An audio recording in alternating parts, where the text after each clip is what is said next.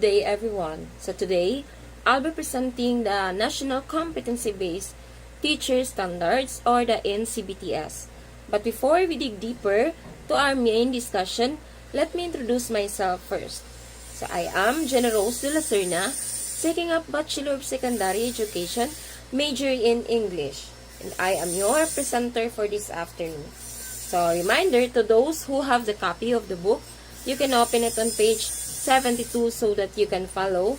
And to those who don't have the copy of the book, it's okay, and you can listen carefully on my video and you can take down some important details so that it will not hard in your end to answer our formative test later. Okay, so without further ado, we will start. And here's our objectives. So at the end of the discussion, students must be able to first recognize the changes made by the NCBTS to PPST. The second is to differentiate the responsibilities of teachers at the different career stages. And the last is to emphasize points that are essential in 21st century teacher. So now, let's talk about the changes made by the government. So it is only a quick overview. I inserted this in my video, on my report, because I believe that it is essential for you to know that the NCBTS has been institutionalized into PPST. And here's the overview for your awareness. So it is only a quick overview. Okay. On August 11, 2017, Department of Education, through the Teachers Education Council, issued document number 42 entitled The National Adoption and Implementation of the Philippine Professional Standards for Teachers, or the PPST, in order to address the changes brought about by various national and global frameworks. Also, changing the character of the 21st century learners. Because of these improvements to National Competency-Based Teacher Standards, or the NCBTS, is institutionalized into the Philippine Professional Standards for Teachers, or the PPST. So the NCBTS was institutionalized through the CHED Memorandum Order Number 52, Series of 2007, and DepEd Order Number 32, Series of 2009. And PPST started its implementation in August of 2017 through the DepEd Order Number 42, signed by the Secretary Leonor M. Briones. So, about this changes, this is actually a positive thing that we have in our country when it comes to education, right? So, because there is certain reforms that we need to follow for the betterment when it comes to education here in the Philippines. And this is actually a positive thing because, as we all know, that education is really one of the foundation to have a betterment future, right? So besides education got a huge budget from the government. That's why there are certain reforms to make sure if it is effective and productive as well here in our country. So the NCBTS is actually both present in college and senior high school, or in high school, junior high school, the elementary level. So almost both present in all levels. So you know the importance of the NCBTS in the lives of teachers. Okay, so important reminder to everyone who will become a future teacher soon to internalize the true meaning of the NCBTS, or engrave in our heart the true meaning of the NCBTS Because I know someday when we take our board exam, the NCBTS will be included, right? So since the NCBTS is essential for us to become more effective, right, in teaching. So before we jump into the true definition of the NCBTS, I would love to present this map for a teacher. Okay, so as you can see on your screen, we have the entry to teacher education. And in the upper part, we have the TEIs. So what do we mean by TEIs? It is the Teachers Education Institutions who offered a program includes education, and of course that's under the Commission of Higher Education, and that's our entry to education. And after that, we will choose programs. So in the EDUC department, we have the BE Ed, the BS Ed, and the BTTA, and so on. So upon entering from that institution from first year to fourth year college, then learners will undergo pre-service training, or we call that practice teaching, right? So after graduated, we will apply for what? Teacher's license, okay? And that was provided by the PRC. And for you to be able to get that license, you need to take and pass the board examination. So after passing and taking for licensure examination, then it's time for you to choose whether you will apply in Deep Ed or in Basic Education and CSC Civil Service Commission, or in HEIs and higher education institutions. So after that, we will undergo teacher induction, but only if you will get hired. Then, if you get hired, you will undergo in-service training and continuing professional development. Like for example, the seminars, workshops, trainings, and that was provided by whom? Of course, the Deep Ed. And lastly, we have the retirement period. So as you can see, from entry up to retirement period, all of this anchored to NCBTS. So as you can see, the importance of how important NCBTS is in teaching profession. Now, let's define first what is NCBTS. So it is an integrated theoretical framework that defines the different dimensions of effective teaching, where effective teaching means being able to help all types of students learn the different learning goals in the curriculum. So meaning, this framework, the NCBTS, is a set of standards and also defines an effective teacher and the quality or values that teachers may possess, right? So this NCBTS also defines the different dimensions of effective teaching, like to ensure students are actively engaged in learning. And also, this framework anchored in the core values of Filipino teachers, or it is the centered values, core values of Filipino teachers.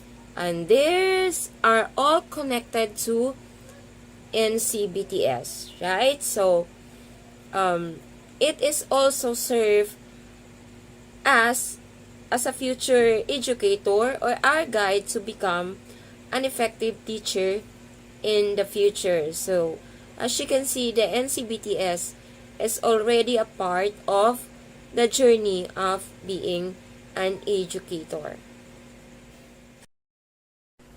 I know some of you, including me, question, why do we need this NCBTS? So, when you become a teacher in the future, you really have to strive to be considered quality teachers, right? So, when we speak about quality teachers, they are the competent teachers. They know what to teach the students. They know how to teach the students.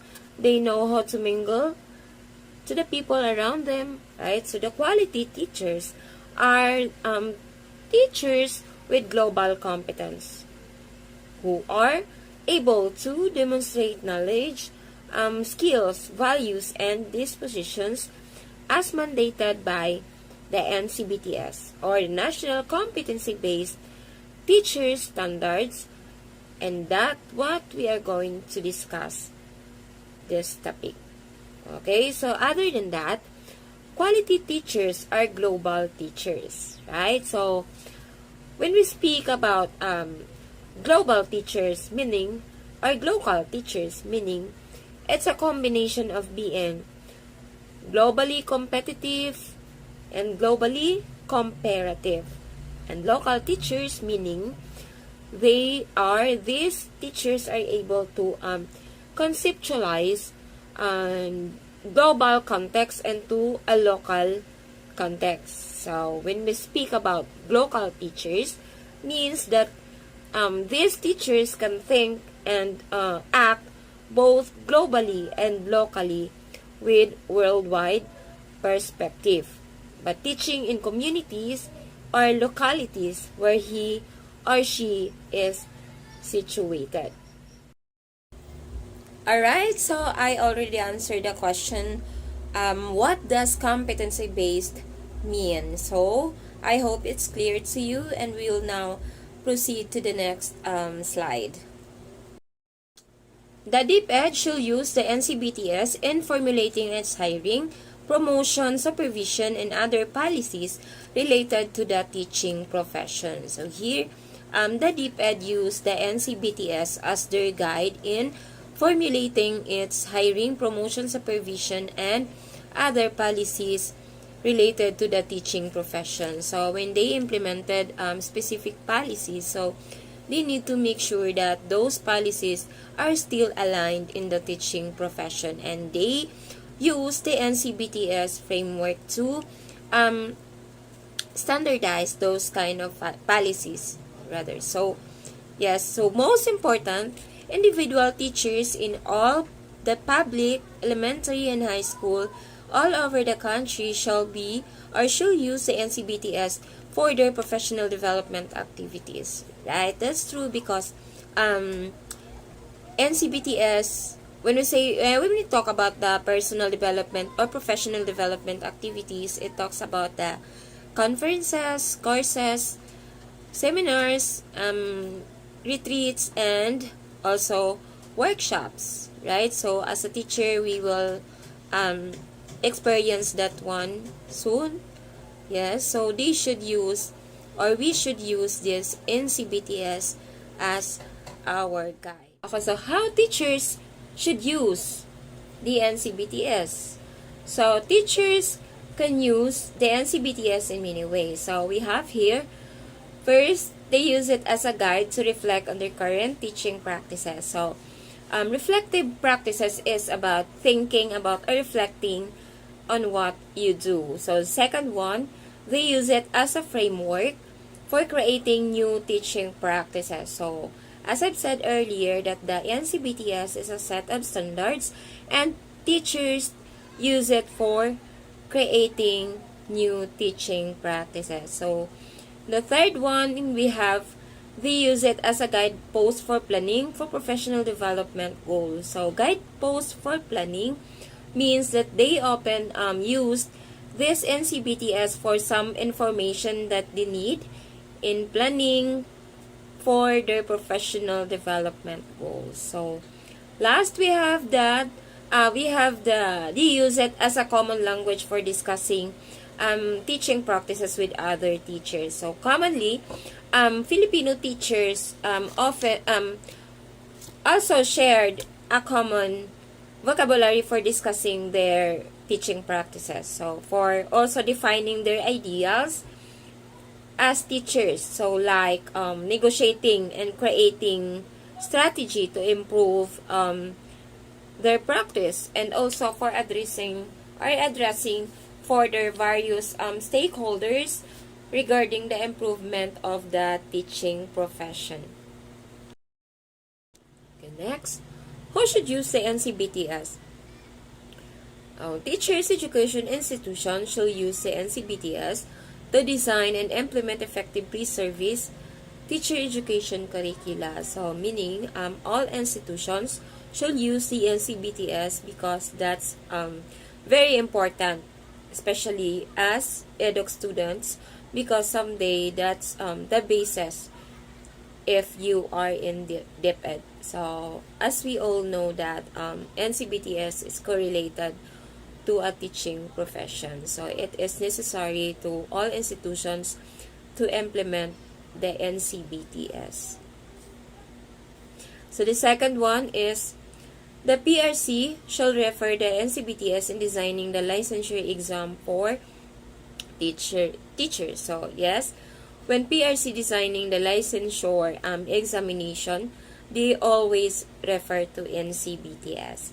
So, third, we have the organizations and agencies that implement in-service education for teachers, or INSET, shall refer to the NCBTS in developing their intervention. So, here we have institutions or organizations like DepEd, we have CHED, and so on. So, when we talk about INSET, it is the process by which teachers engage in further education or training to refresh or upgrade their knowledge, professional skills, and also enable teachers to acquire new understanding and instructional skills.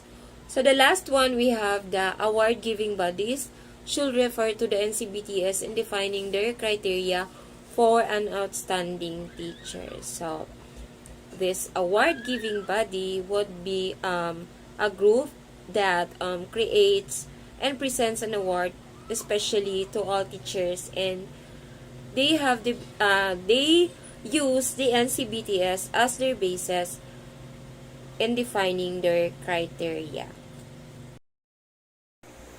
Now, let's talk about the 7 domains under the NCBTS. So, these are the 7 domains of NCBTS to be included in preparing course syllabus. So, these are, first, we have the social regard for learning. The domain 2, we have the learning environment. The domain 3, we have the diversity of learning.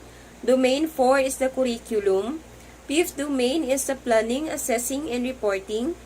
Domain 6 is the community linkages. And last domain we have is the personal growth and development. Okay, so to understand how these 7 domains comprise an integrated whole, it would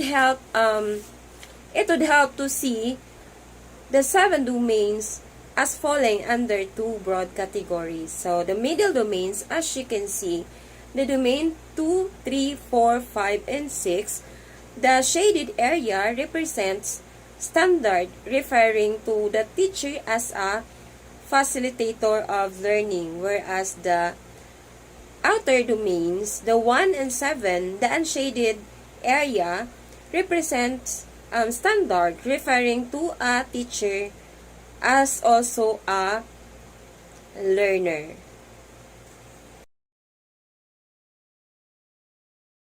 Now, let's talk about the domain 1, the social regard for learning. So, learning is regarded as social activity in school. Learners are the people in schools, society, who are taught in all walks of life to be at academic, social, spiritual, moral, and so on, in order to mold them, to become good citizens of the country. So this domain focuses on the ideal that teachers serve as a positive and powerful role models of the values of the pursuit of learning and of the effort to learn. So teachers' actions, statements, and different types of social interactions with students exemplify this idea. So here, as a teacher, the way you carry yourself, the way you talk, the way you or the way you treat your students will reflect on how your students will treated you, right? So because you as a teacher, you need to be a good leader. So for you to be a good leader, you must have, or you need to demonstrate some values that a good teacher must have. Okay, so for example, in your classroom, you need to be also a law-abiding citizen. So meaning, even if it is your own classroom, you need to follow your own rules. For example, in punctuality, so you need to demonstrate also punctuality so that your students will follow you because they know that you value their time. So they will value your time also, right? So you need also to manifest good leadership so that your students will respect you. So, and also it would be easier for you to reinforce and empower your students, not only your students, but also with your community, with the core values that must have in every individual. Okay, so here, cultural musical contest is a social activity in school wherein learners are trained to discover their potentials and talents. They are brought to different places, educational tour to observe things relevant to their lessons. Okay, so like for example, social gathering who students can showcase their talent, like of what we are experienced before. We experience acquaintance, so they give chance or they gave chances to students to showcase what they've got. That's in that way also it can boost learners self-confidence. And also on the other hand, in academic competition also, so some students joined it because it can boost their innate potential, like in quiz bee, right? So and some other school activities that the student need to visit to other places just to observe things which is relevant to their lessons. So by that they can gain ideas through interaction and observation so that it can help their lessons to be all well. And now let's talk about the domain 2, the learning environment. So the learning environment should be conducive to learning. Well-ventilated classrooms are must to make teaching learning process effective, efficient, and excellent. So when we say conducive, it means that it allows your classroom environment allows free exchange of ideas. Okay, so it means this domain means that this domain means or focuses on the importance of providing for social and physical environment within which students, regardless of their individual differences in learning. So teachers can engage students to the different learning activities and work towards attaining a high standard of learning. So here, as a future educator, you have to ensure that the learning environment is really conducive to learning. Okay, so or the learning environment contributes to students' learning and also development. So the learner must feel, so in that specific classroom, the learning must feel safe and secure in that, yes, particular classroom and the learning environment. And they really have to be treated fairly.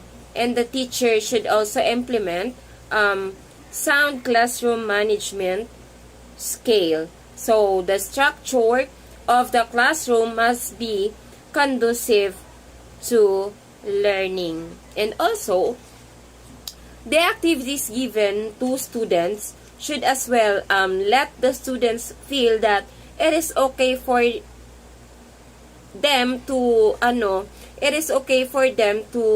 commit mistakes, because from that mistakes they will learn something and make them feel they are loved as well. So as a teachers also should encourage students to constructive classroom atmosphere, so where healthy competition would be promoted in that particular classroom, where openness and self-expression would be encouraged also. Like for example, in debate, so you let the students express their own opinions, ideas. So this activity would be the best example of constructive classroom. Okay? And now let's talk about the domain 3, the diversity of learning. Okay? So varied learning activities must be taught to the learners in order to develop in them a well-rounded personality. All fields of endeavors must be introduced to them so that they can become experts not only in their forte or fields of specialization but in other fields as well. So this domain, the diversity of learner, underscores the importance of teachers' knowledge and understanding, as well as respect for learners' diverse characteristics and experiences as inputs to the planning and design of learning activities. So here, it means that the learners in a certain classroom really are diverse. Why? Because they come from different culture, family backgrounds, traditions. They also have different intellectual capacity. That's why we call it diverse, right? So a quality teacher should make sure that he knows how to create unity. He should know how to make students feel welcome and accepted in that particular classroom. So that's why our duty is to establish environment responsive to learners' diversity by means of demonstrating knowledge of differentiated teaching to suit up students' diverse needs. So meaning, your students who are in Section A are of course different from those who are in Section B, right? So the strategies you will be using should also be different, even different learning, even the learning plans you'll be implementing should be different, or might be you will use the same learning plan for a certain grade level, but the strategy, the manner, or the technique that you will be employing should be based then on the ability to the background of your learners. So students are diverse, right? So they are diverse, we are diverse, like what I've said earlier, and because they have different backgrounds. Like the other comes from rich families, others are not. So other comes from cities, and others came from barriers, so that they have their own learning style, right? So, or disabilities. So others are fast learner and others are of course not. So some are intellectually challenged and some are easily being bored when the teacher is repeating the same thing over and over. And they also have their own giftedness. Like, they are gifted in different ways. Like others, good in singing, dancing, so on and so forth. And also, learners have their own learning styles at the same time.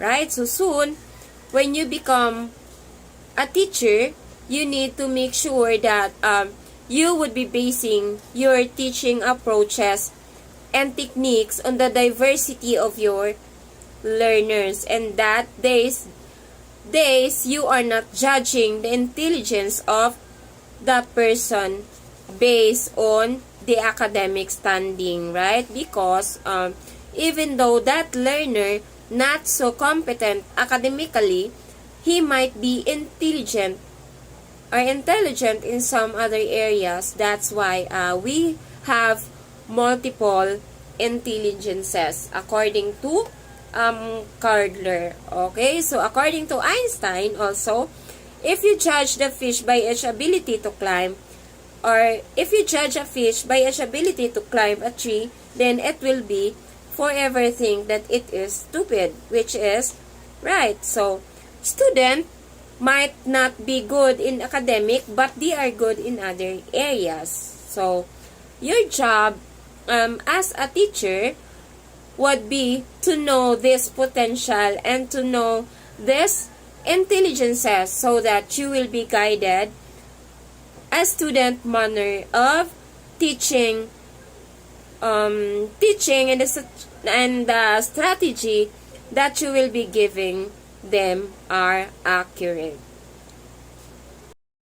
Let's talk about the fourth domain, which is the curriculum. So the curriculum must be relevant, realistic, and responsive to the needs of the society. So this domain of curriculum refers to all elements of the teaching and learning process that work in convergence to help students attain high standards of learning and understanding of the curricular goals and objectives. So these elements include the teacher's knowledge of a subject matter and teaching learning approaches and activities, instructional materials, and learning resources. Okay, so this means that as a teacher, you have to interact with the national and local curriculum requirements. So as we all know the fact that we are intertwined, and we, the future teachers, are part of the government, and we as a part of the government, we help each other to uplift the education in our country. Okay, so like for example, an owner of an institution doesn't want to implement the K-12 program, which is very impossible. So we need to unite as one when it comes to on how to improve our education here in our country. So you also need to master the teacher's guide, curriculum guide, the manual. Then you also have to know how to come up with a lesson plan. So I will discuss that lesson plan later. So you need to identify learning outcomes that are aligned with the learning competencies. That's why the teacher's curriculum guide is very important for you to study, because that guide would give you the different learning competencies in a particular grade level. So there is a need to master all those, so that when you craft your learning outcomes or your objectives, you so that your objectives should be relevant with the learning competencies as mandated by DepEd or CHED. Okay, so you can also ensure that your learning outcomes should be align with learning and also learning competencies and also the requirement of the course.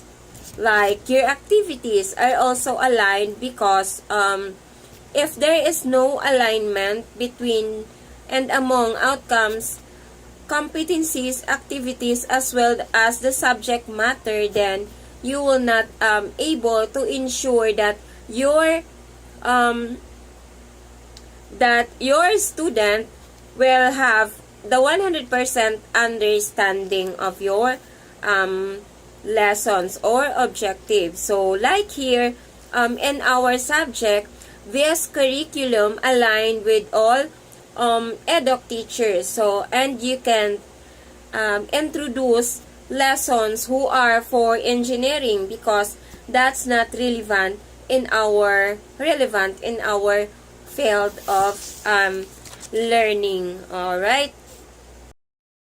And now let's talk about the domain 5, the planning, assessing, and reporting. So learners are given both formative and summative evaluation of their achievements to determine how much they learn of the learning task. So parents must be informed about the scholastic achievements of their children even if they get high or low grades. So high grades learners give incentive to parents, but slow learners must be guided and assisted closely by parents to help them on their learning task. So in this domain, it focuses on the alignment of, or use of assessment and planning activities to ensure that the teaching learning activities are maximally appropriate to the students' current knowledge and learning level. So it also focuses on the use of assessment data to plan and revise teaching learning plans, as well as the integration of formative assessment procedure in the plan and implementation of the teaching and learning activities. So in planning, first, you need to describe the desired knowledge, skills, and behaviors of a student graduating from a program or completing a course, right? So you need to describe essential learning that learners has achieved and in the future can reliably demonstrate at the end of the course or program. So that's the first thing for you to do. The second one is we know the fact that teachers using lesson plan all the time before teaching takes place, right? So without lesson plan, that would be impossible. So in planning your objectives, as I've mentioned earlier, learning outcomes should be aligned with learning competencies, right? So meaning we can't apply activities in which are not aligned in our objectives. So we have relevance. We need to have a relevance and responsiveness of learning programs. So as a teacher, we can't give task to students who is not relevant to our objective. So for example, we are, as we all know here, that we are all education department in edu department. So to give an activity like cooking, it is really impossible because it's not relevant to our course. Okay, so we need in this we need professional collaboration to enrich teaching practice. So meaning we need to collaborate to other teachers so that we can adapt new knowledge that can widen our perspective. So like when we become fourth year, so all of us will undergo practice teaching. Okay, so we can collaborate to other teachers, and by that we will discover new techniques that can enhance our performance in the future. So also, as we've noticed, we always have an ICT. So if I am not mistaken, especially if I am not mistaken, all levels must have or have an ICT subject. So it means that we need to be computer literate so that we can compete in the future. Especially now that all classes mostly done online, so we need to be computer literate and we need to be prepared all the time. So in assessment and reporting, you need to apply variety of assessment tools in monitoring, evaluating, documenting learners' needs and progress, and also the achievement. So here we have the term monitoring. So how to monitor your students? So we use assessment tools to monitor students' learning as well as their understanding, right? So our teachers also use assessment tools to evaluate whether they have learned or understood the content that you have given them, whether they have grasped the taste of what you've given them. Like what we have practiced in this subject, we give formative tests after the discussion just to determine if learners really understand the content of the topic. So, at the same time, assessment and reporting would help you document the needs of the learners, right? So, as well as the progress that you have in your own subject area. So, you need to make sure that when you give assessment tools to students, when you assess their learning, then you would provide timely, accurate, and constructive feedback at the same time. So, in giving feedback, you need to make sure that your feedback is constructive so that your student will not become uninterested, or the students will not be hurt, so that the learner's curiosity will not be broken at the same time. So, in this subject, Doc Ilyaran give constructive feedback before we posted our videos or reports, so that can be very helpful for us to grow, and by this, we will discover the bright and the dark side that can be corrected over time. So, moving forward to the different kinds of assessment. So, we have 3 different kinds of assessment. We have the diagnostic, the formative, and the summative assessment. So, in the diagnostic, diagnostic assessment is given before teaching takes place. So, this assessment would identify students' current knowledge of a subject. So, their skill sets and capabilities, and diagnostic tests used to clarify misconceptions before teaching takes place, right? Okay, so diagnostic test, we usually do this one before discussion takes place, right? Okay, next we have the formative assessment. So this is actually an ungraded assessment. So it provides feedback and information during the instructional process while learning is taking place. So this test is given during discussion. This one is given during discussion. So this could be the question given to students. So if you would want to know if they are listening or not in your lecture, if they understand or not the content that you had given them. And this is usually through question and answer after the discussion, and they call that Socratic method. And most classes now practice that kind of method to catch the attention of the learners. Okay, so we have the summative assessment. So summative assessment used to signify competence or that contributes to a student's grade in a course, module, level, or the degree. So these are usually the graded one. So an example would be the final exam, the long quiz, or the performance task that that teachers will give or would give after the discussion. So you have given them all the content of the particular subject. So it is also important that teacher shall inform the parents about the progress of students, whether they fail or pass, so that parents can also assess to those who fail students to help them about their progress. Okay?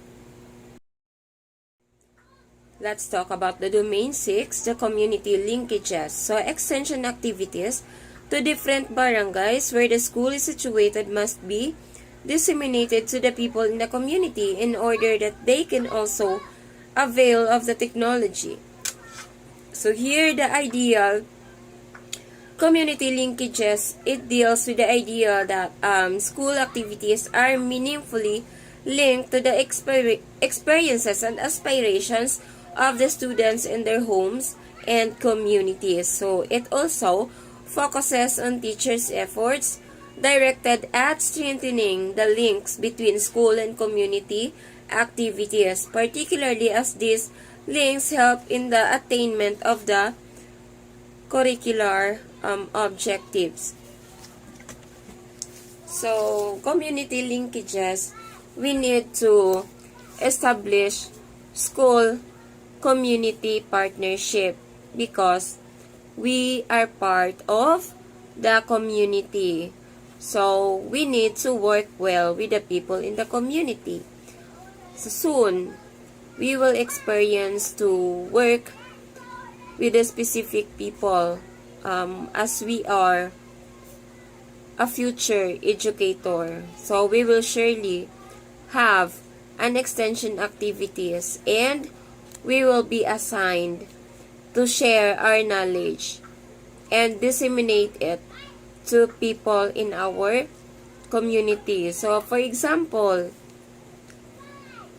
if you have the talent of balloon making or in cosmetology, so you will help people, then you will help people in your community to learn so that if they knew already how to do it, then they will use it to earn money for their livelihood. Okay, so as a teacher also, you need to respond to opportunities that link to teaching, learning in the classroom, to the experiences of the community. So, let's not just close the door in our classroom. So, we also need to spread out the knowledge that we have so that we can share and we can help the people in our community to learn, to earn, and also by that we can spread our talent, we can disseminate it to the people who really in need, right? So this domain come up with the idea that not just the people in school, not just the students and parents, but in everyone, right? In our surroundings, outside school, so within the community. So we need to spread our knowledge. We never close our doors for the people who really needs help, right? Let's discuss the domain 7, the last domain that we have for this topic, the personal growth and development. So, teachers must grow professionally by acquiring a master's degree or the PhD degree and attend trainings and seminars in order to keep track with the current trends and techniques in teaching. So, this domain of personal growth and development, professional development, emphasizes the ideal that teachers value having a high personal regard for the teaching profession, concern for professional development, and continuous improvement as teachers. Okay, so in personal growth, we need to know, we know the fact rather that we reach our goal as a teacher in step-by-step process, right? So, we started in grade level, secondary level, high school, college, and then we graduated with our respective courses. So, this domain tells us what you need to maintain qualities, or why you need to maintain qualities that uphold the dignity of teaching, and that exhibit high personal regard for the teaching profession, so that you would be respected and you would be honored by the people around you. Also, you have to make sure that you are dignified. Okay, so how would you do that? Simply, so the way you talk, dress, act, it should be appropriate. Meaning, you need to avoid immoral things that can dampen your profession, so that you will be considered an epitome of values and morals. And I know, as an education student, we will learn a lot and we grow personally. Okay, so also, it is not enough that you graduated in college. So you need to step up, like taking master's degree or the PhD, so that it will help you to improve your knowledge logically and critically. And remember, a teacher's learning is in continuous process, because a teacher is always a student, and it's unending. And taking master's or PhD degree can also help you to step up your career as well as your position. Okay, so for example, from a teacher, you will be promoted to be a principal. So because you have this degree, and that's not impossible. Okay, so it would help you also to attend or to attain seminars and trainings, because it can improve teachers' performance. Okay, so why? So these seminars will help teachers to create an effective learning environment, and also it will update teachers' modern instructional devices and inspire them to become a better teacher in the modern society. Okay, so trainings and seminars also can increase teachers' academic faculty, and also to enhance teachers' learning or the teachers' teaching skills and communication, and to develop their teaching personality. Okay, always remember that. So, that's all for today's discussion, and I hope you learned something. And my topic is about the NCBTS, and we know the fact that it is essential for the teacher to study the NCBTS. Okay, so that's all for today, and God bless everyone.